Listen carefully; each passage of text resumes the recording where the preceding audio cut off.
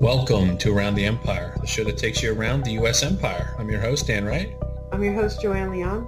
And on today's show, June 28th, 2018, we speak to Sharmine Narwani about the U.S.-backed rebels based in southern Syria and their affiliation with Al-Qaeda. Sharmine is a commentator and analyst of Middle Eastern geopolitics based in Beirut. Speaking to us today from the United States, she is a former senior associate at St. Antony's College, Oxford University, has been published by a wide variety of publications, including the New York Times, The Guardian, Asia Times Online, Akhbar English, Al Jazeera, and RT.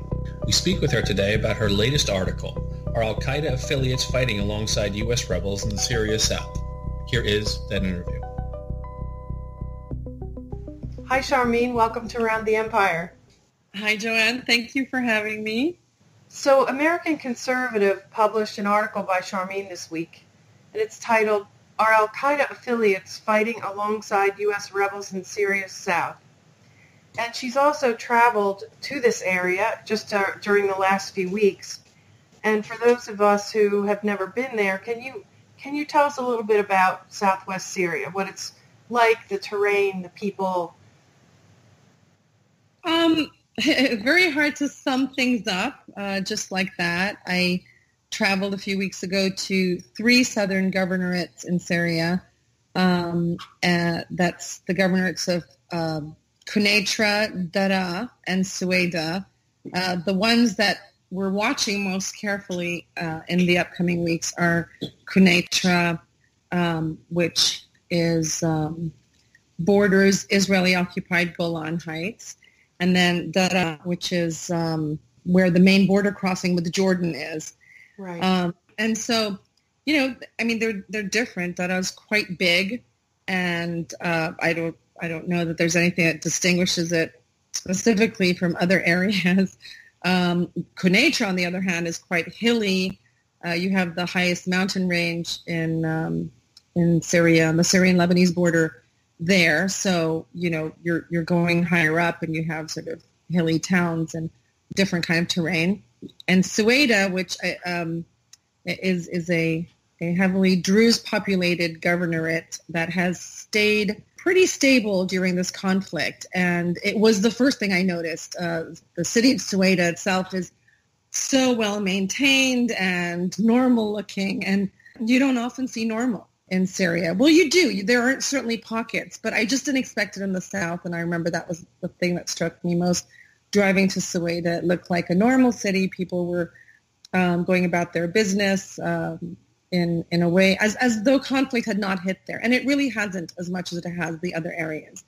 Certainly, Daraa is a crisscross of Al-Qaeda and other opposition militia groups, occupying these areas. And Quneitra is, hard hit as well. Many locations where Al-Qaeda or the Nusra Front have occupied during the years and still do occupy. And of course, there is the contested Israeli areas there as well.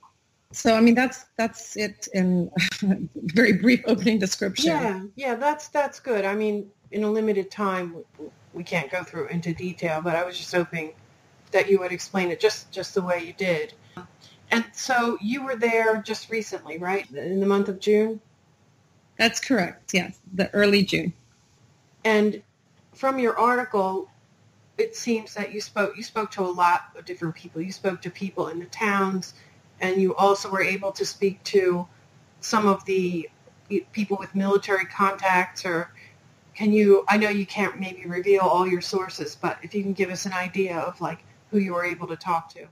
Well, to be fair, for the purpose of this article and hopefully others I will be writing along these lines in the upcoming months and towards the end of the year, because there's a lot of further investigation I want to do as the South opens up again, because so Daraa is where the conflict, the sort of what some people call the Syrian uprising or protests or whatever, first kicked off in March 2011.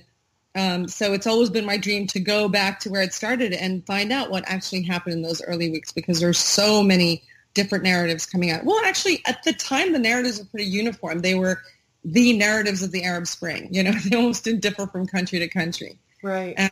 and it was formulaic almost. So that's most of what we were hearing. But at the same time, there were people in Syria saying, this doesn't feel right. That doesn't feel right. I don't think this would have happened, would it?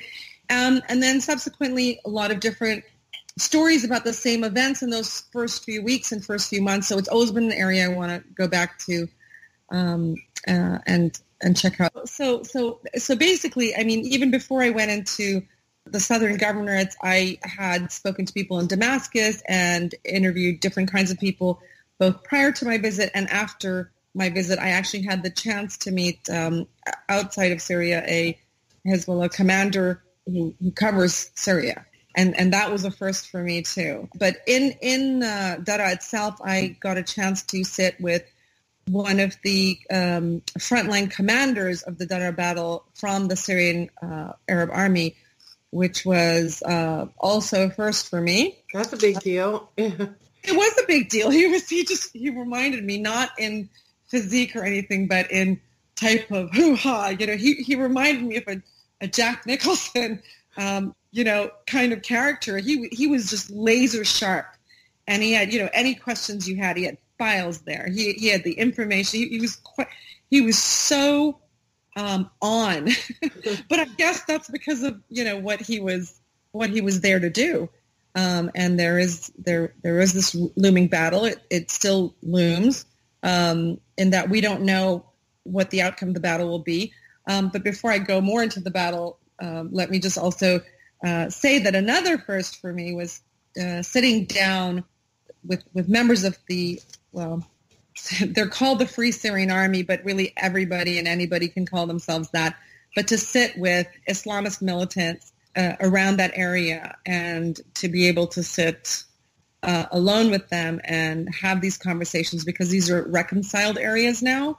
Oh, okay. They put down their arms. So that was the first as well for me. It was, I'm not a war reporter, and I don't particularly want to be one.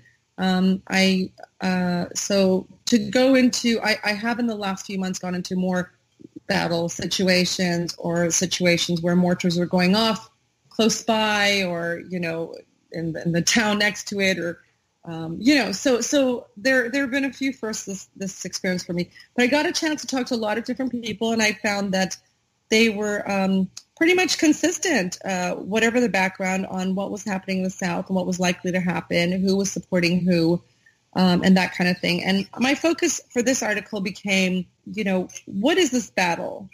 How can it be resolved? And who's actually fighting it? And in doing that, I realized very quickly that the Nusra Front, or the Al-Qaeda franchise in Syria, are in the key strategic areas throughout the battlegrounds of the South.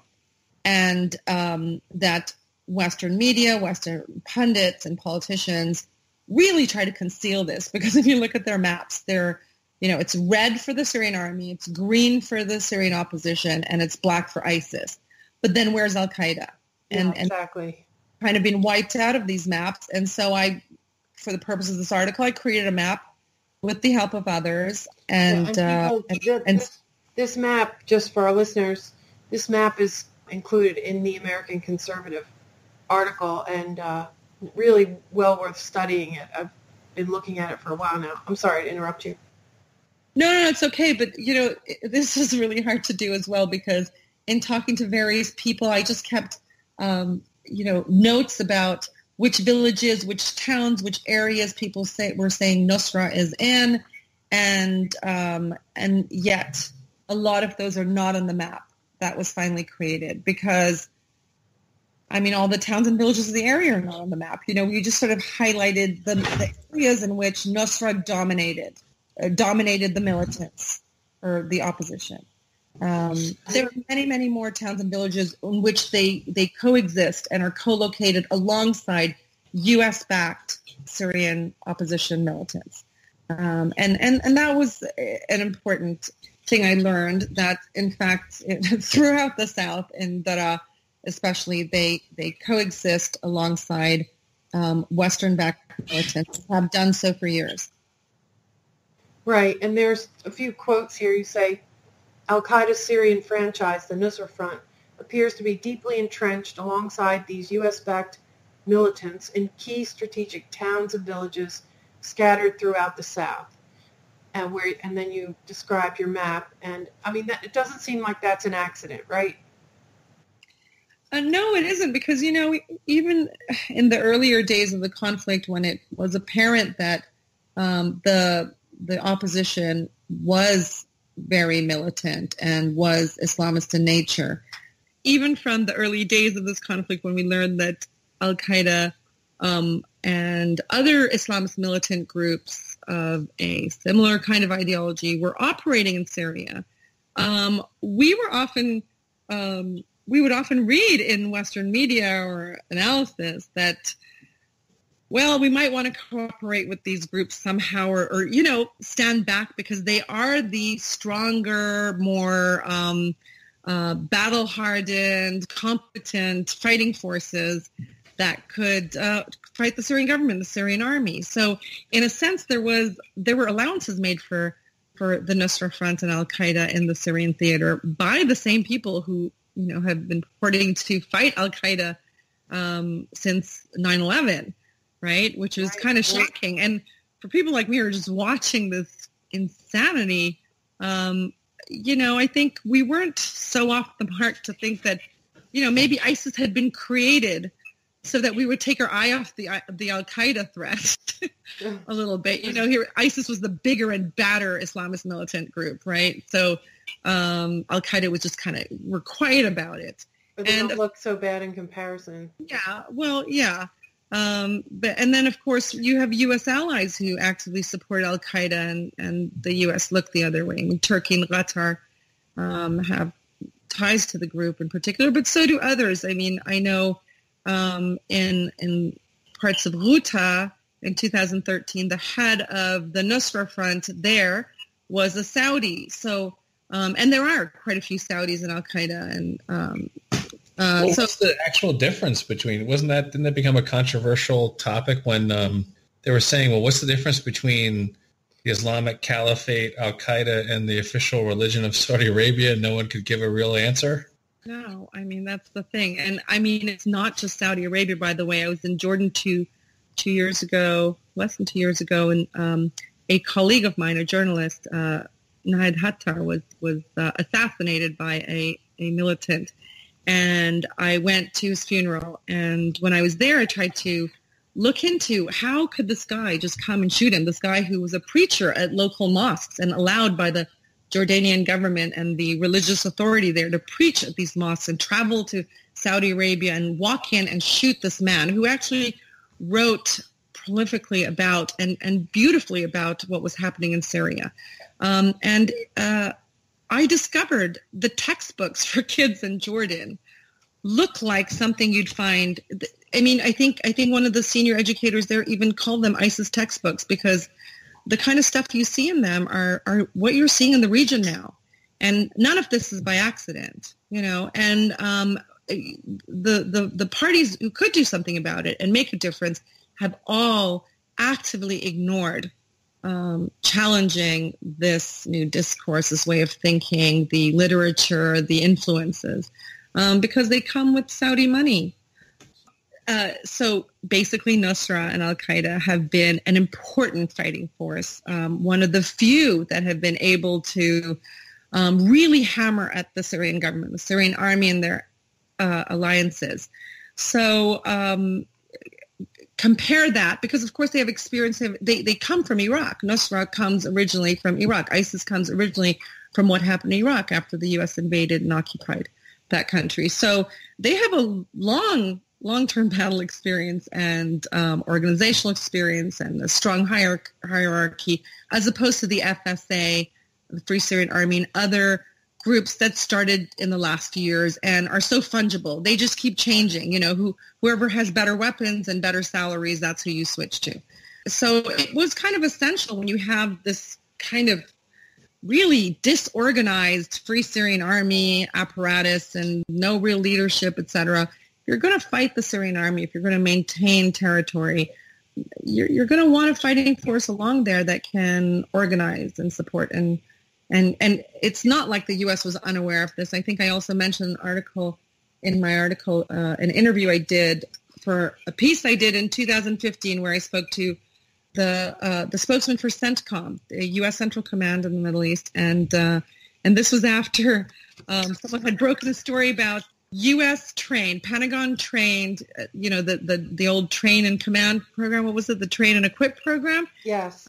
As soon as they entered, these people trained by the U.S.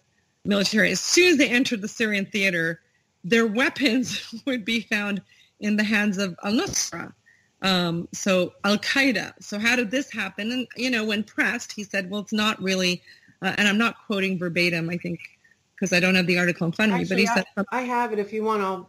I labeled this paragraph plausible deniability, which is a term they use for U.S. presidents where their underlings basically don't tell them exactly what they're doing so that the president has deniability, even though he, of course, knows he or she. Yeah, it's a famous CIA expression, too, right? We need plausible deniability on this coup or this intelligence operation. It's how you be able to say we didn't know. We weren't part of it. Right, yeah. Right. So your paragraph says, the Americans operate on a don't ask, don't tell basis with regard to FSA-Nusra cooperation. In a 2015 interview with this reporter, CENTCOM spokesman Lieutenant Commander Kyle Raines was quizzed about why Pentagon-vetted fighters' weapons were showing up in Nusra's hands. Raines responded, quote, we don't command and control these forces. We only train and enable them. Who they say they're allying with, that's their business, unquote. That was so to hear. I mean, nice guy, Kyle Raines, but I think, what does he say? I mean, we talked for a long time. I remember that interview because I had the impression that this was a nice man. But what do you say? How do you answer these questions? And I do say in the article, and I have said this on Twitter too, if your weapons are showing up in the hands of Al-Qaeda and ISIS in year 1 and year 2, okay, you then have some thinking to do. You have to check your connections, your networks, and see where those holes are, et cetera. But if in year 6 and 7 and 8 they're showing up in the hands of Al-Qaeda and ISIS, this is a policy objective for you. The U.S. doesn't mind these weapons showing up in the hands of Al-Qaeda.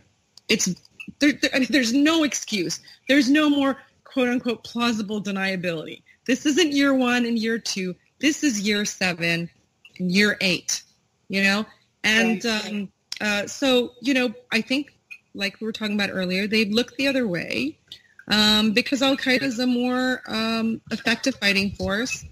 But right now, it's become very hard to deny this, as much as Western media has tried to, whitewash their maps and eliminate Al-Qaeda altogether from the Syrian maps they draw. And, all their 54 militias that are operated and commanded out of the military operations center in Amman, Jordan, that is completely led by the United States and other Western countries and some Gulf countries, Jordan and Israel. But of course, we don't know this exactly because the MOC, or MOC, as people call it in Syria, there's a lot of mystery around it. The U.S. military doesn't talk about it, doesn't answer questions about it. But when I was in Syria, whether I was talking to Islamist militants who just laid down arms, right, or Syrian army people or analysts, they were all saying to a person that Israel is involved in MOC. And very interestingly, the Islamists I met with alone, who had been fighting throughout this conflict in Beit Jin, which is an area surrounded by, actually it's unusual because you're surrounded by Israel, Syria, and Lebanon. And that was reconciled, I think, maybe 6-7 months ago. The militants there said that they had been receiving salaries for the year before they reconciled from Israel to the tune of about $200,000 per month. We see a lot of Israeli hands in the southern conflict. $200,000 per month per? No, $200,000 for the area. It's a village. Okay. But it's a strategic village. So they would get 200. The whole village would get 200,000. They were giving that amount towards fighters' salaries, and I don't actually remember if there was anything else, but it seemed, how I recall it was mostly to pay salaries. So we're talking about paying about 1,000 to 2,000 fighters with that per month. Okay, so I imagine salaries were about $200, but I read about salaries being a lot less as well. So that's the impression I got it, and this is something I want to follow up with, because I remember meeting another very interesting person who was telling me about very specifically the groups that worked closer with Israel. And these are all MOC groups, the MOC groups. Are these U.S.-backed groups? These are U.S.-backed groups. So the 54 main groups in the MOC that the MOC supports, right? The MOC is the U.S.-led operations center in Amman, Jordan. There are 54 groups. In this, each group has around 200 or more fighters. So some are small, meaning around the 200 number, a few hundred, and others are much bigger. And ideologically, they range, but they're mostly Sunni Islamists, and they sort of originate from this FSA idea. Most of them are from the FSA, but there's some that are obviously much more radical. You know, a few of them even splintered off earlier and joined ISIS or armies associated with ISIS. So, you know, like I say in the article, there's so much fungibility among these groups that you just don't know how they work with each other. But these are the main 54 groups are U.S.-backed militants, and the main ones certainly are co-located alongside Al-Qaeda in Daraa and have fought alongside with them in numerous battles in the south against the Syrian army and its allies. But, you know, I have to say, there are people who just seem to follow every group and the leadership and the structures, and I've never really bothered with that because of the fungibility, and I felt like they were a distraction. Yeah, I did too. Yeah, the only time a group matters is when it's bringing some serious geopolitical clout with it, or fighting experience that can turn something in the Syrian battlefield. Right. It's more important, like where they are, who's backing them, and maybe who they're allied with. But even that is impossible to keep track of which groups are allied with them, because they're, you know, then the next week they could be fighting each other, and then some of them leave and go to the other group, and I always felt that, like, the Charles Lister tracking of the minutia of the rebel groups, quote-unquote rebel groups, was, I don't know, it wasn't worth the time. No, it seemed to, like, you know, be an attempt to lend legitimacy to these groups, to keep repeating their names, to talk about command structures and leaderships and, you know, and that kind of thing, to make it seem like it was a real thing, that there was definition to it, there was momentum behind it. And actually, people like Lister and others got the Syrian conflict wrong. They were too far or too deep in the weeds, you know? Yeah. So, I mean, I really haven't bothered. This was a very interesting experience for me because I kind of had to go through all these group names and charts and stuff that, you know, just so many notes. And to come up with a small article like this when really one could write a book. Right. But I'm happy to put it behind me. On the other hand, I will go back to this area as things proceed, and also tie up after conflict recedes there. And I'm sure I will have to revisit these issues. But I think there are only a handful that really stand out. But wasn't there a broad-based policy shift? I mean, this is what at least the White House announced.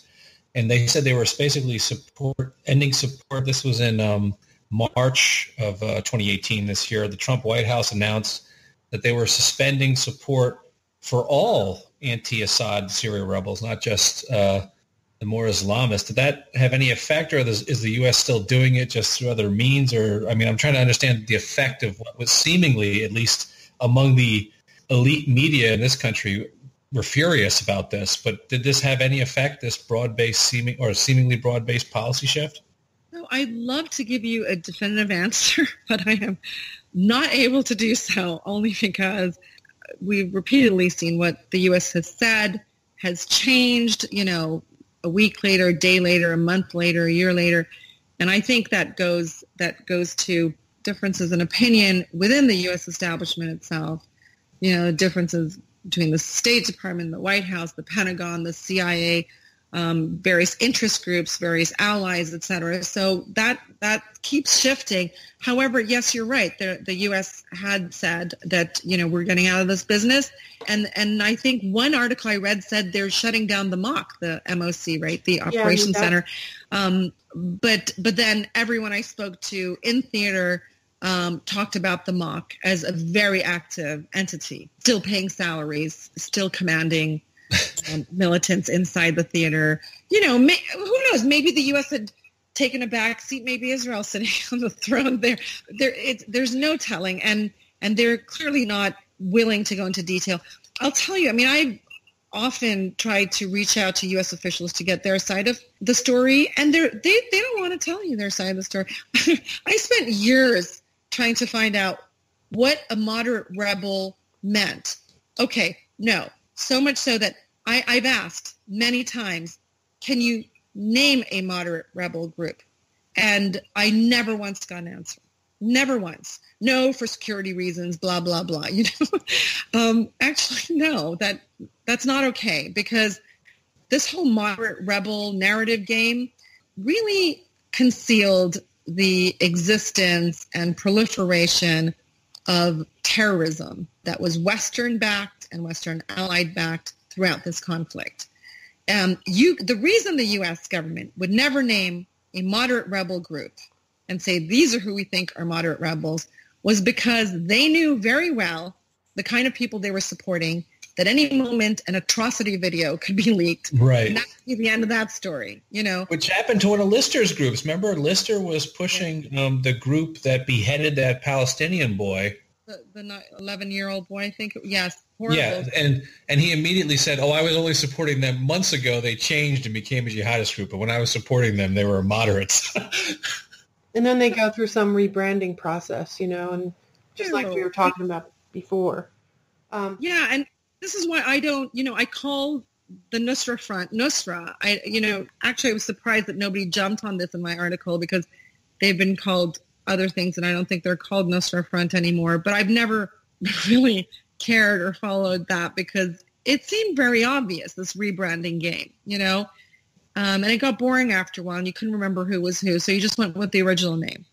Or even just go back to Al-Qaeda, because, that is that's the common core, right? And you're not the only person who had trouble getting the whole moderate rebels thing sorted out. If people remember, John Kerry and Lavrov spent at least a year trying to sort those out, basically trying to separate Al-Qaeda and ISIS from the so-called moderate rebel groups. Many, many, many resources were spent on trying to negotiate something to a point where, the moderate rebels could be covered by a ceasefire and the ISIS and Al-Qaeda couldn't. And, they would promise to separate, and then one of the groups would throw a fit and protest that. And, so this is not a simple question. Well, because at the same time that Kerry and Lavrov were trying to iron out those differences, and the UN made it in Security Council resolutions essential that these groups were defined as moderates or terrorists, there were other elements in the U.S. government and U.S. allies that were trying to obscure the lines between these groups, because actually, if you look at it, if ISIS and Nusra were the most effective fighting forces because they had all that Iraq experience, right? You wanted these people to be operating among all rebels, right, to get the job done. And you didn't want to make clear who was who, because sometimes you might need some ISIS help or some Al-Qaeda help. So it's kind of been a joke. The fact, this, if anything, should indict the U.S. policy establishment and its allies for the terrorism in Syria. It should be this one thing. Come on. They tried to make sure we couldn't see who these groups were at all times. Yeah. They really tried to obscure this. And, Staffan de Mistura, the UN Special Envoy in Syria, is just as culpable he had two jobs in 2015 when I think they passed that, I don't remember the number of it, the UN Security Council resolution to move forward on the Geneva process. He had two jobs only. One was to put together a Syrian opposition that would sit across the table in Geneva from the Syrian government, okay, and begin negotiations. Complete failure, complete fail. All right, completely dictated by the Saudis, and so nothing ever got done, and all they did was fight. The second job he had was really, really important, went to the core of what this conflict ultimately has been about. Stefan de Mistura was supposed to create a list of who was a terrorist and who was not. Exactly. 20 countries had to sit together and basically turn in their lists. And then Jordan would receive these lists, and then the Jordanians would sit down with main partners, probably the U.S. and Russia and the UN and, et cetera, and fine-tune this list and come up with a core list.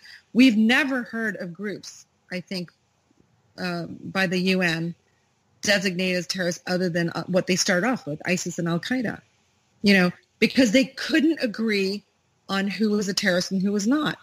And there were many parties absolutely interested in obscuring that information, obscuring the lines between these groups so that they could move forward on the front. Because the moment we got any insights into these groups, they would all actually look like terrorists and would be indefensible. But what they do have in common is that they're all operating out of the operations center in Jordan. The ones in the south, yes. So these groups are all together. The 54 militias are called the Southern Front. And I really can't tell you very much more about them because it's a little bit boring. It's all labels and marketing. Right. But they've been there since 2014. I believe the MOC, the MOC, became operational. But I think it already started in 2013. Just got some more structure. From what I heard inside in the south, the MOC actually commanded all the Syrian militias in the south. Right. You say they don't make any military move without a go-ahead from them, right? Yeah. And it was really interesting because I mentioned this article. I thought it was insane. Among the first rules that let's talk about those the rules that they told you they followed. And one other quick question: when you say that a group is reconciled, can you just real quick explain for our listeners what you mean by that? It means they've made a peace, so to speak, with the Syrian government. They've cut a deal with the Syrian government. They've either put down their arms and are not fighting anymore, or they've taken light arms, moved to another area. They've come to an arrangement so that the area that they occupied can go back to like a non-war, non-conflict situation. Right. And by the way, the one I went to, Beijing, the place I visited, it was so interesting. There was the checkpoint. You drive into the village. You drive through a checkpoint, and you see Syrian army soldiers there, and you see some of these guys alongside them on the checkpoint, and they're walking along the road. Some of them are still hostile to the army and sort of like grumbling under, but even those who were the case actually said really poignant things like, I can't believe we were so stupid. We destroyed our homes. We sent ourselves back 400 years, because of foreign countries that had a design here. We let ourselves be divided, as Muslims, right? I heard many people say, we have nothing against the Shia or, Christians or Druze. Why did we let this happen? So, I think this battle will be over quickly. By the way, like most of the bigger battles in Syria, they're almost negotiated outcomes.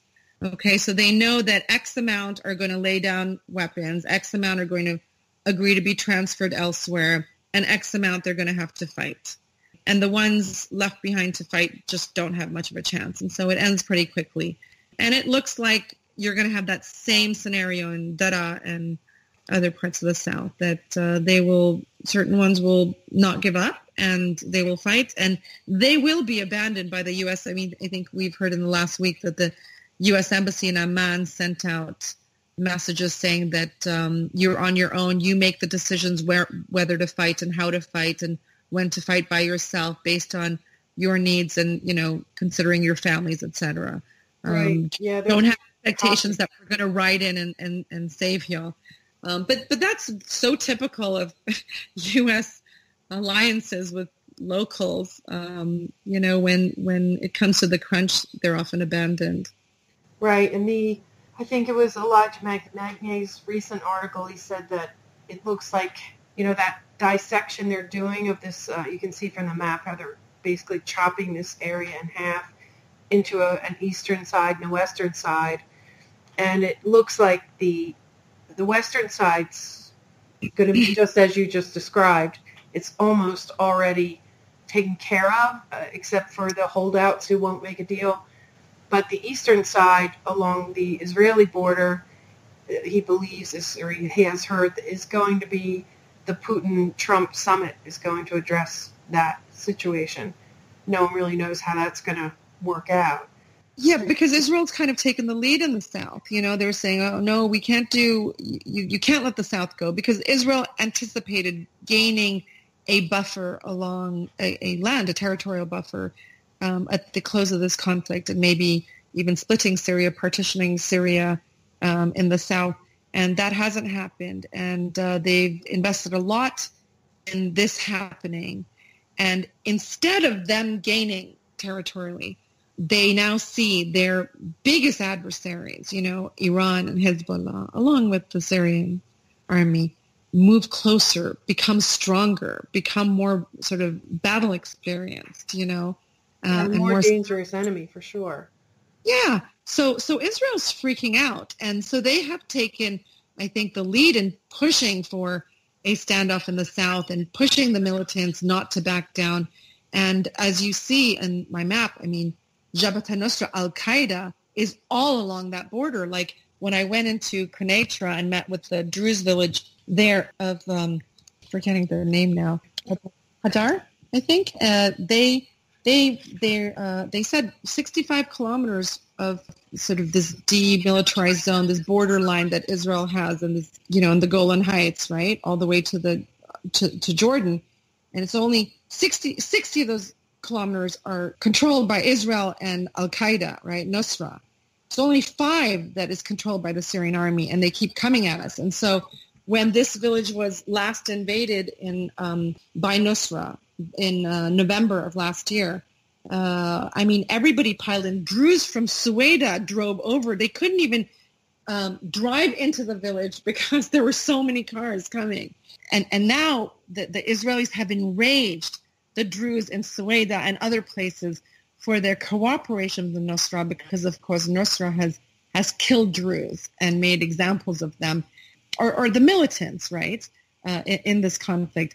And I think, when you go to Sueda, which is the furthest away of these 3 governorates from the Israeli border, and you walk into a Druze village and you walk into a home and you see pictures of Hassan Nasrallah, the head of Hezbollah, in their homes. Wow. You realize that, in fact, Israel has galvanized the spirit in this Druze community, which, by the way, the Druze are throughout the Levant, but the biggest community of Druze by far are in Syria. I think maybe three times that of any other country in the Levant. So they've galvanized this real spirit. And when I spoke to Druze in Sueda, they were talking not just about liberating Golan. I mean, it was on the tip of their tongues. You hear it more from the Druze now in the Golan than you hear it from the Syrian government.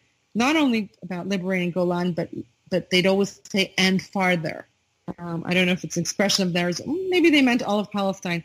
So, Israeli attempts to make gains in this conflict have backfired, and I think they are surrounded in a way they never anticipated. So they are absolutely the ones to watch. I do think, as Elijah pointed out and you point out now, that the east of this map will get cleared more easily. The Jordanians in the south of Daraa are very keen to open that border. It's all about economy. For the residents of Daraa I spoke with, and I know from what we've been reading in the Jordanian press, they're very keen on opening these routes because you've seen riots in Jordan recently as well. They need economy. So Israel is kind of in a tight spot, in a tight corner, and that corner is getting smaller. So they have tried to keep conflict humming in the south of Syria by saying Iran and Hezbollah are here and we will not agree to anything unless they're out of the area. I'm telling you, there's no Iran and Hezbollah in the south. I know some people think otherwise and say otherwise. There might be small groups of Hezbollah, but they're not there to fight and haven't been for a while. There are small numbers of... like advisors or... Exactly. Mm-hmm. And by the way, what the Syrians say is they're saying this, that there is Iran and Hezbollah there because they want a face-saving exit. Like, they've gotten nothing out of this conflict. Things have turned for the worse for them geopolitically. And so a win would be we drove Iran and Hezbollah out of this area. I see. Real quick, let's talk about this rule book that you put in here because it's so interesting. If you want, I'll just read. It says that the MOC, the Operations Center's rule book, and these are for the groups that are near the Israeli border. So this is for the 54 militias in the south under the Southern Front. The whole Southern Front, okay. So it says, 1, never threaten or approach any Israeli border in any way, and 2, protect the borders with the Israeli-occupied Golan so no one can enter Israel.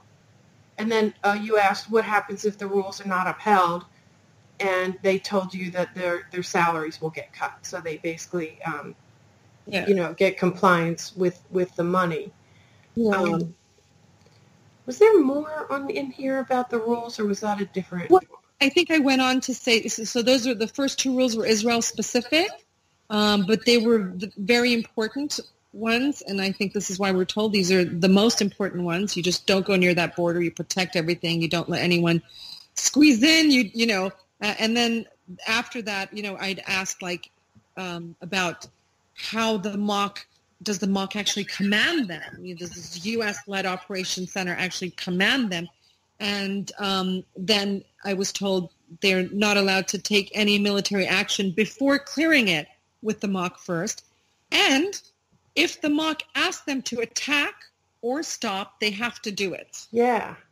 So that's absolute command from the MOC, this U.S.-led Operations Center. So, I mean, these are basically mercenary armies commanded by the United States and embedded with Al-Qaeda.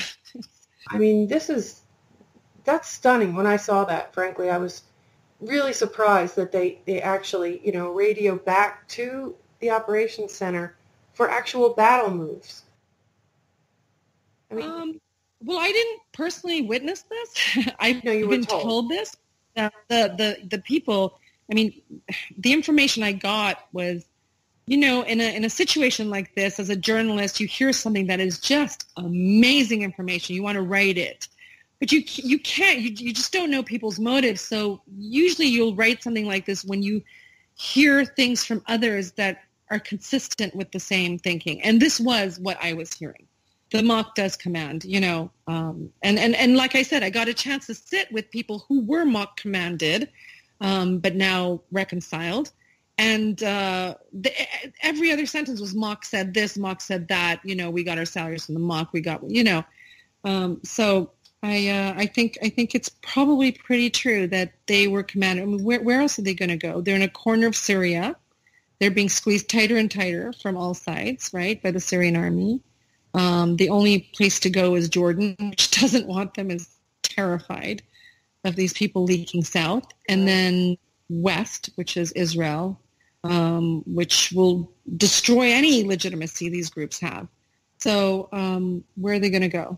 And that's why the Syrian army will win this battle. Just real quick on where the progress of the Syrian civil war is, I guess, for people who are kind of checking in and out. I mean, do you think the Assad government is going to take back most of the territory? Do you think this is going to be a conflict that goes on another 5 years, or what's your assessment? I mean, basic assessment. Who knows the future, but Yeah. Do you know, it's really hard to do length of time on this because they're always spoilers, and they pop up when the momentum is all on one side. You'll suddenly get something spoiling and changing the trajectory of things. However, I think we're at a point where significant enough territory has been taken by one party in this conflict, and I believe irreversibly so now, because the other party is broke, fatigued. They don't have enough fighters. The politics of their sponsors have changed. So, for instance, the schism in the Gulf Cooperation Council has affected this.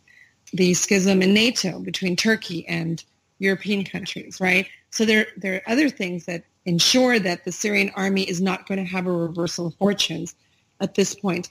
And so the conflict now comes basically to an enclave in the south and then in the north as well. And the U.S. has strong hands in both. Okay, so without the U.S.'s engagement, and in a sense the U.S. is using its troops there as human shields because nobody dares attack U.S. troops without anticipating huge repercussions, which, by the way, I think is a very destructive narrative for natives to believe. I mean, somebody's illegally coming to your country, shoot them. It works. It does. It's a very dangerous thing. And I think the U.S. have put their bodies in there to hold on to territory. And it's just not going to be manageable in the long term because a few thousand U.S. troops cannot stop Syria from regaining all its territory. I do believe, I did write an article a few years ago saying Syria will not be partitioned. I think the global balance of power has changed so much on the back of this conflict that there no longer is the backing for the partition idea or the strength and the money and of the one side that wanted to partition Syria. They don't have any, there's no cohesive vision. They all fight each other, whether it's the Americans and the Saudis and the Turks and anyone on that side. When their militias finally take over territory, within 2 days they're shooting at each other. And you could always see that they were bound to fail. That side, the U.S.-backed side, was bound to fail because there was no cohesion on the ground. There was no cohesion in or cohesive vision from their sponsors either. So I absolutely, Syria will not be partitioned. I do agree with Assad on this, and I think it's a matter of time in the south now. I don't think this will be long-lasting. I don't know what's going to happen in the north because Turkey and Erdogan have always been, for me, unreliable in terms of analyzing for the long term. There are many ways Erdogan can swing, but I still believe in the long term Syria will be whole again. God, after all this conflict and blood, we're just going to go back to it's going to be the same country as it was in 2011. But it's not just that. Here's the thing: like in any other time, you're right. It would be like all that fighting, all those deaths for nothing.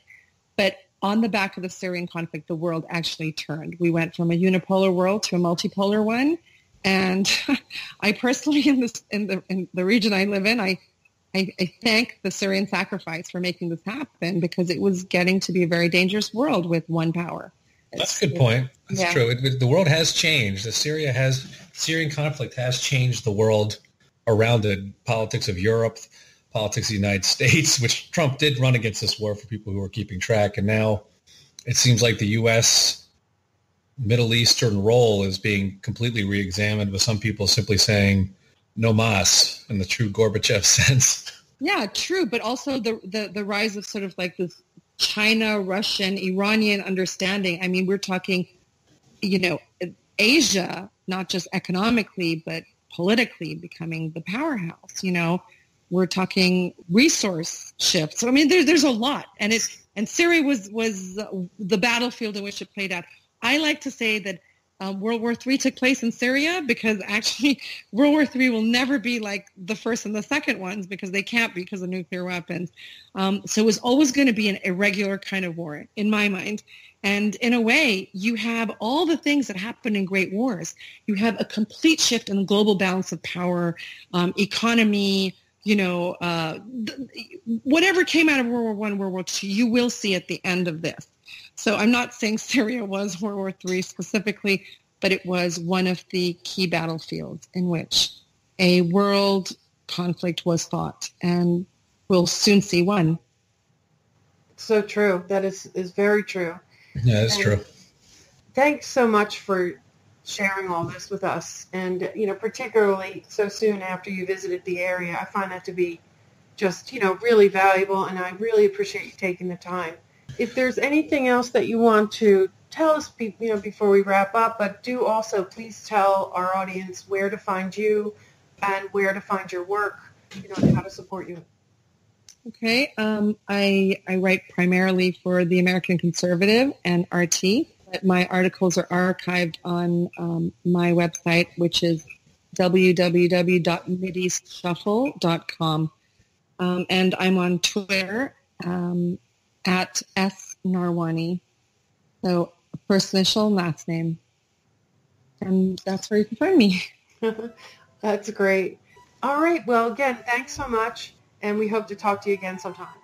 Okay. Thank you. Thank you very much for having me. Thanks, see ya. All right. Take care. Take care. And that's our show. I want to thank you for listening, and a special thank you to Sharmine Narwani.